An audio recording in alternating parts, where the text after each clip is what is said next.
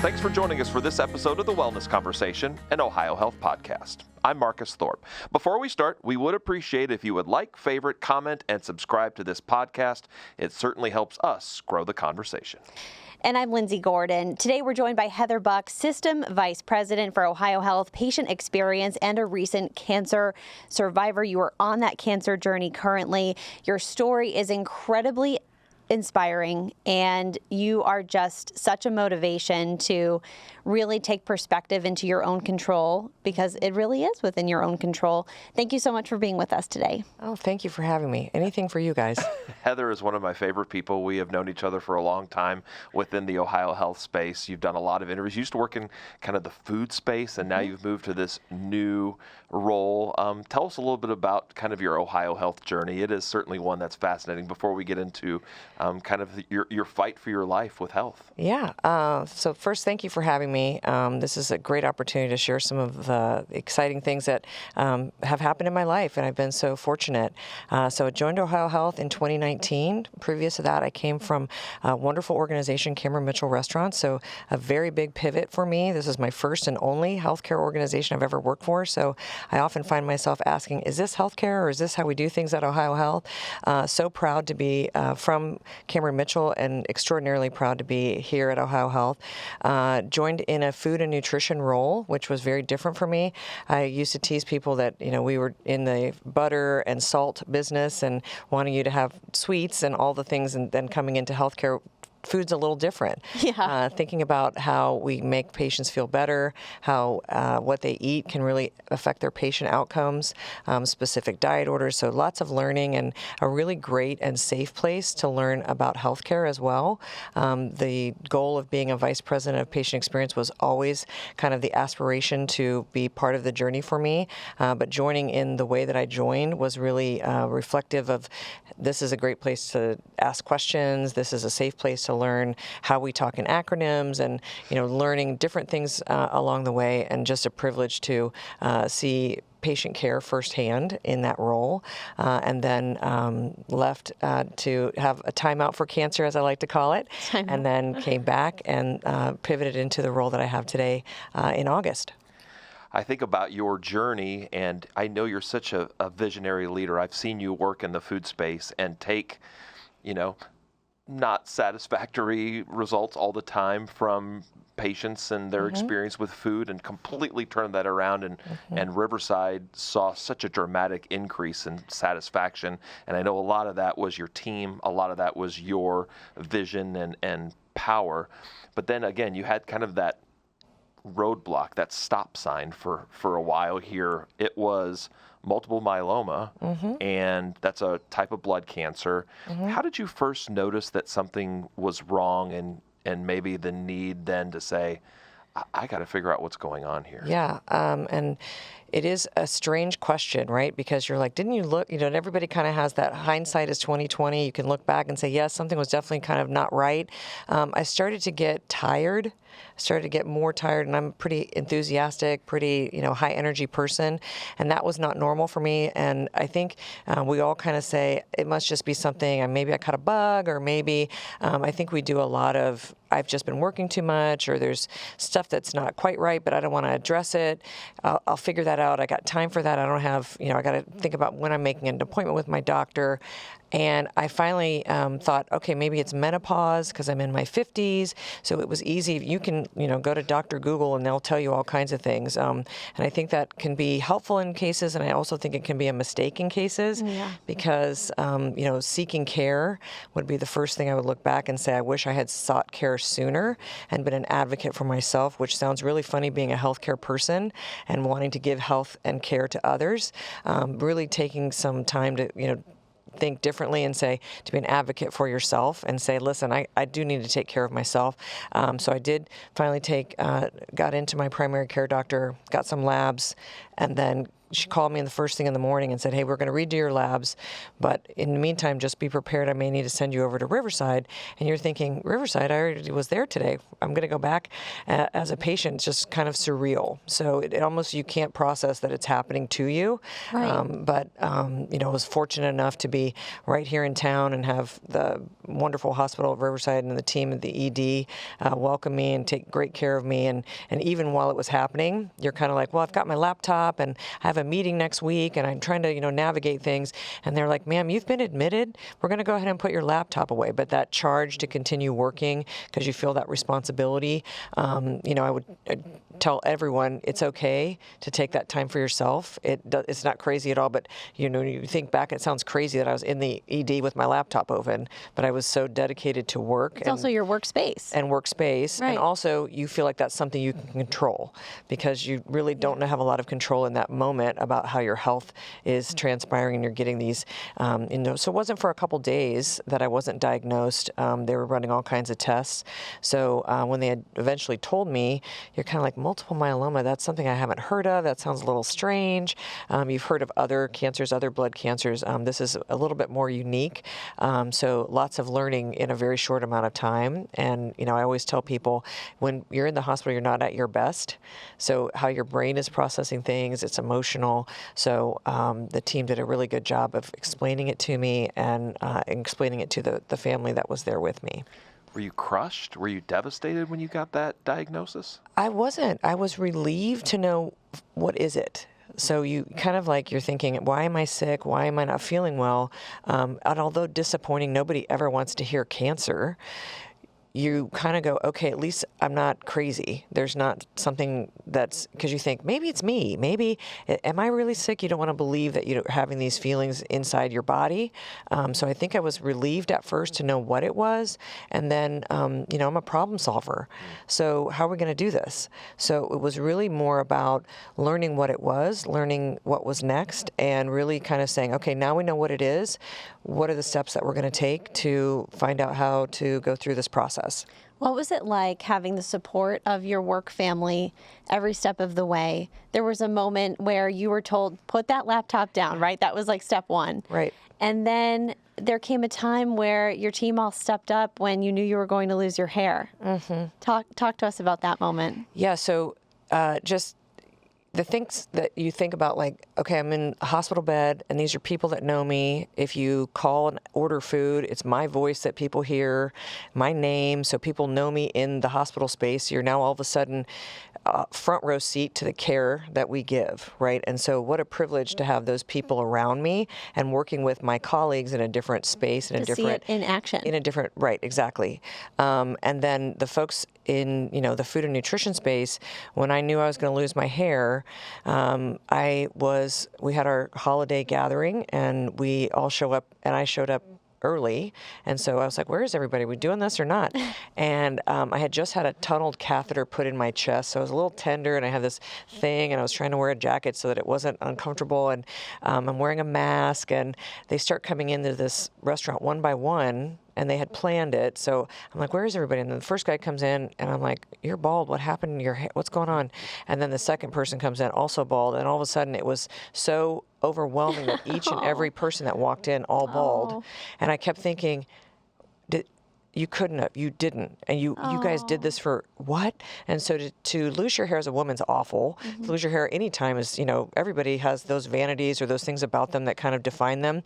And to see all these guys and think, my first thought was, your wives are going to have this in their holiday pictures. Your pictures are going to look weird with your family. And your kids probably had questions. And, they said, what a gift to give my kid to show what you do to show up for somebody. That's amazing. So just, you could just cry talking about, every single person shaved their heads. Every single guy on my team shaved their heads. And I know you probably have the pictures, but what a moment and a visual statement of solidarity for me and my team. Because you kind of maybe expect somebody close to you to do it or go through that process. And there's lots of wonderful people that do that for people. And it is such a moment. But to have people that you work with, your work family, as you said, show up for you in that way was just incredible. I really, really want to know, too. I'm so curious, As someone who is now charged with creating an exceptional experience for all patients, and you've now been a patient yourself, you are currently a patient. Yeah. What lessons did you learn that surprised you that you now implement today? Yeah, so a lot of it is when you think about that patient, and we see patients in every kind of way, right? In our emergency rooms, they're scheduled to have a baby, so happy moments, tough moments, in our doctor's offices. When you're talking about your health, we're not the experts all the time, but we can be experts of self. And what I mean by that is, how are you feeling, and making sure that you're really sharing all that with your doctors, because you kind of want to say, I don't want to bring this up, or I don't want to trouble you with something. I don't want to ask these too many questions because you're like, I know you're busy. I don't want to ask questions. So really saying, I got to be here in this moment, and this is my time to advocate for myself. So I always tell people, you're not a bother. You're the reason that we're here.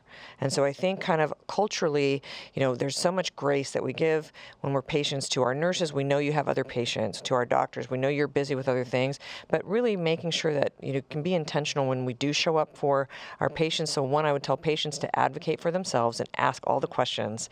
Prepare yourself with those questions so that your time is meaningful and well spent, and really challenging the caregivers.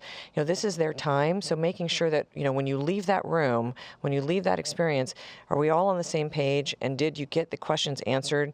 Because there are some things that while you're processing information, I'm a pretty smart person. When you're getting healthcare information, sometimes it can be overwhelming. There's words that we don't understand, and it can be emotional, and you're processing things differently than you would be probably in your work life. So when you're showing up in those, vulnerable moments, making sure that you do understand and have the confidence to say, hey, I'm not quite sure about what you just said. Can you explain that to me again? And asking our caregivers to make sure that, we all leave the conversation with the information that we need and feeling good about what's next. What year were you diagnosed? Last year, 2024. Yeah, 2024. So now that we're in 2025, and I want to talk about kind of your journey through the treatment process and getting to where you are now. Look, cancer is hard. Yeah. It is dark. It can feel lonely. We've heard that from so many people. What was it like for you? I know you in this phase of you and who you are, and positive, and nothing's going to get me down, and I'm going to push through this, and I'm going to win, and I'm going to do all these things. But there has to be moments where you're probably sitting there and you don't feel that way all the time. Can you talk about that for people who are listening? Yeah, absolutely. And I got great to acknowledge there are some days that aren't great, and really thinking, I don't feel good today. This is a tough day to put it out, or, saying it's okay not to feel good today. I don't feel good. That's okay. Instead of putting on a brave face for everyone else, because you do, people are like, how are you? And you want to say, I'm okay. But sometimes it's okay to be real and say, today's been a tougher day for me. And you don't have to go into more.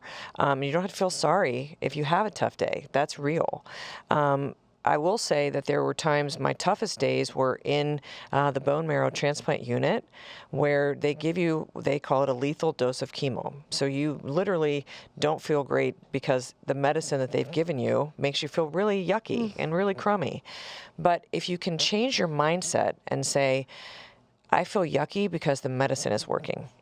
Oh. And how great is it that I get to be here? I get to be in this unit. There are people who have my diagnosis or have other diagnoses that aren't well enough to get a bone marrow transplant, or don't have care outside of the hospital setting to be able to be cared for when they leave the hospital, or don't have childcare, or can't afford to take time off of work. I mean, the blessings, when you think about how lucky I am to have an organization that supported me, a job that I could happily come back to, a team that stepped up for me when I wasn't able to work, and the community support, and then just this wonderful group of family and friends that were around me. I was the luckiest person to have cancer, and I tell people the happiest person. So on your darkest days, you think, today is a crummy day. I am so vulnerable. I can't get the care. You don't want someone to to help you to shower or help you to take care of your personal needs. But we're so lucky to have that care and to be in that environment and really feel sick because the medicine's working, to know, and every day I was in there, this is what I'm going to do. So you can really spend time working on your bucket list. What am I going to do when I get out? Who am I going to thank?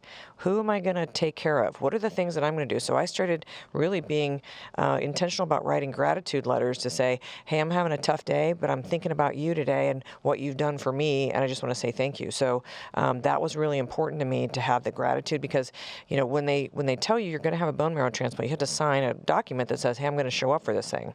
And I'm like, why would I go through all this stuff and harvesting and all this journey to who would ever back out? And they said, you wouldn't believe the people that have to back out because they can't afford it, because they don't have the care at home, all the reasons we just talked about.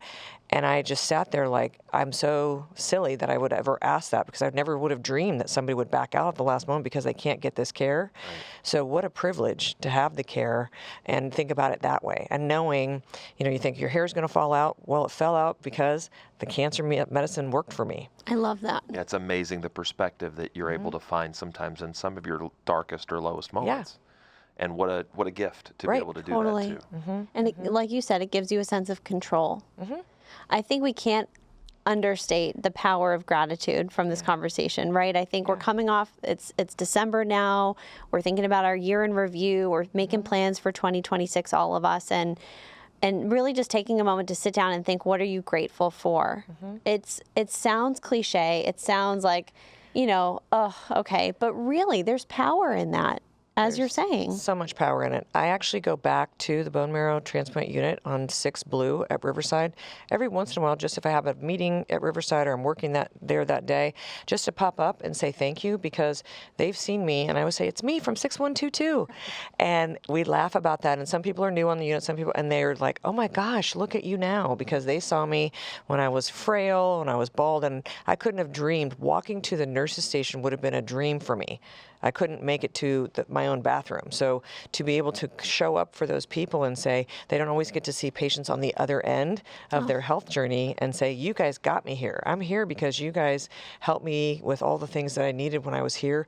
And, even the EVS person, I brought cupcakes the other day, 'cause my diagnosis day, I brought cupcakes up. And she said, I said, hey, did you get a cupcake? And, for those that don't know what EVS is, it's our housekeeping team. And she said, yeah, is it okay if I have a cupcake? And I said, you're the first stop of infection control. And the fact that I didn't get an infection when I was there for a whole month, that's everybody working really, really hard to make sure, because it's so easy. You're the first part of that. How you cleaned my room, how you took care of me, you're part of that celebration. So really knowing at all levels, everybody's part of that, and being gracious to say, hey guys, I'm here because of what you've done, and your work does matter at every level for that work. Yeah, there's value no matter where you are in a hospital system, in a treatment journey. Don't take anybody for granted, because they are part of your team, and that's really important. There's going to be folks here who are on their own cancer journey who are listening today, or maybe somebody who just got diagnosed and is in that very scary, uncertain stage. You were there. I mean, you felt that, and you're still there to a certain degree, right? I mean, you know that this is a cancer that you are going to have to fight for maybe the rest of your life. That's right. Until there's a full cure. So what advice, or what, pull back the curtain for somebody who's going through that initial diagnosis. What would you say to somebody who is right in that first stage? So the first thing I would tell somebody is, it's not the end. It's a piece of information. And there's so much more to come, because when you get that diagnosis, it's kind of like, now what? And it doesn't have to be the end of your story. It is the beginning of your new story. So thinking about your life differently and saying, let me learn about this diagnosis. So knowledge is power. When you can ask great questions and you can understand things, and really asking somebody to say, how does that make sense for me? Can you explain that further for me? Because we, again, tend to talk in clinical terms. There was a lot that I did not understand. So I said, hey, this is how I understand information. Can you explain it to me like this? Can we look at pictures and drawings so that I can understand what's happening inside my body? Because you can look at an Excel spreadsheet or whatever how data processes for you. I needed them to circle things. I needed them to draw things on a flip chart so I could take it home and explain it to other people. And we're so programmed not to ask that question and just be like, okay, I'm just going Okay. to figure this out. But Right. you said, I need to advocate for myself Correct. because when I go home, I'm the one that has to make these decisions. Correct. So knowing and not being afraid to look at those resources. So, there's so many people in the organization for the patient. So there's people in wellness. There's social workers. There's people who are cancer advocates. We have people that we call navigators. How are we going to make all of these next appointments for you? Where do I go? How do I do that? What does that look like for me? Is this a day, and they work really hard to say, hey, we'll put all of your appointments on one day. So if you're coming from outside of the organization, you're not really in Central Ohio, but you're coming from a different place, how can we make that journey easy for you? So there's so many ways that it's going to be made okay if you can be aware of some of those resources. So the second thing I would say is knowledge is power. Second thing I would say is ask about the resources, because we have a tremendous amount. There would have been, as we look at how we think about cancer in this organization, we talk about keep making plans, and to know that there's a future ahead of you and letting us do what we do to take care of you and resourcing your concerns. Hey, this is really hard for the people in my life. What's available for them? How can we give them some support?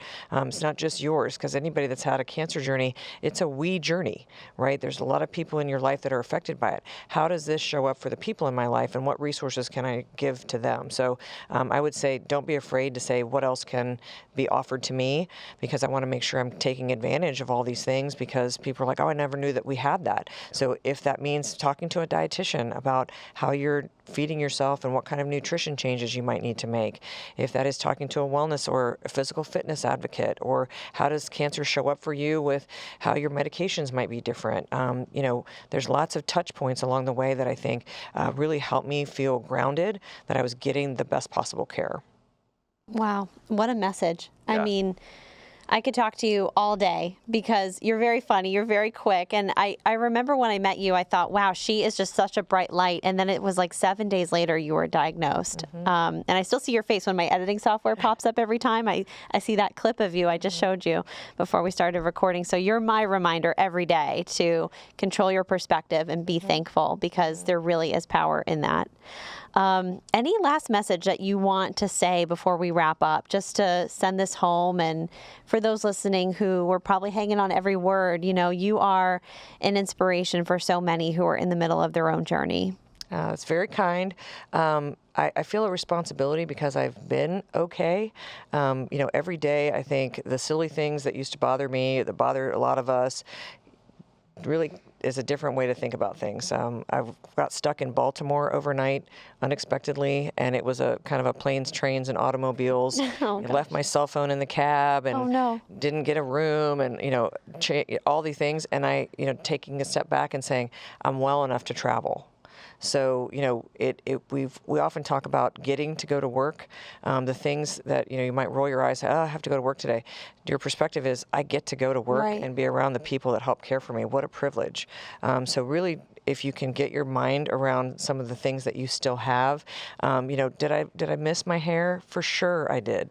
But guess what this hair says? This hair says, I'm back. This hair, it came back, and that's okay. And people will say, it's a conversation starter. They're like, hey, you look different. Oh yeah, I had the privilege of having my hair go away because now I had cancer, and now I have this hair, and I'm happy to talk to you about it. So I think being okay with sharing things, and those people who reach out to you, make sure that it feels good, and you don't know what to say. I tell people, say, I don't know what to say, because you don't know what to say oftentimes, whether it's something big, a diagnosis. Say, hey, I don't know what to say, but I just want to let you know I'm thinking about you. Sometimes just a simple message can mean a lot to those people that are out there, and connect yourself to people that are kind of in that journey with you, where you don't really have to say kind of that, I'm sorry, I don't feel good today. You can kind of just say, I'm having one of those days, and you get an acknowledgement that, hey, I'm in that boat with you. So the community of people around you, and really just continue to advocate for yourself, because you do have some control in that journey to say, hey, these are the things that I want to make sure that are important to me, and these are the things I want to get out of this process and this journey. So other than that, just so much gratitude to talk to you guys today, and share my story again as many times as I can, to let people know there is such a life ahead, that cancer diagnosis isn't the end. Again, it's the start of something new. Yeah. Lindsey and I both said when we saw you come back that it's like we locked on and said, oh, we know we're going to have Heather on because we want to hear your story. We've seen your courage and your strength and your smile around the Blum Administrative Campus. It is awesome to see, and we're so glad you're back, and we wish you nothing but the best in health for 2026. Thank you. And of course, we thank you for listening. Our listeners are so important to us on the Wellness Conversation and Ohio Health podcast. We do have other episodes. We want you to check out past episodes, including Cancer Navigators. We were talking about it on this. We did an entire episode on what that means, what it looks like, other episodes on cancer journey. So make sure you check out any of those older episodes wherever you get your podcasts. Before we wrap up, we do invite you to follow us on all major social channels, making sure you stay up to date on our new episodes, as well as health and wellness topics. If you're looking for more information on Ohio Health services and locations, including the cancer space, you can find that at ohiohealth.com. And the information in this episode will be available in written form on the Ohio Health Wellness blog. You can find that at blog.ohiohealth.com, or you can find it on the Ohio Health Newsroom. Thank you so much for joining us. Be sure to subscribe as we continue to explore important health and wellness topics with our Ohio Health experts.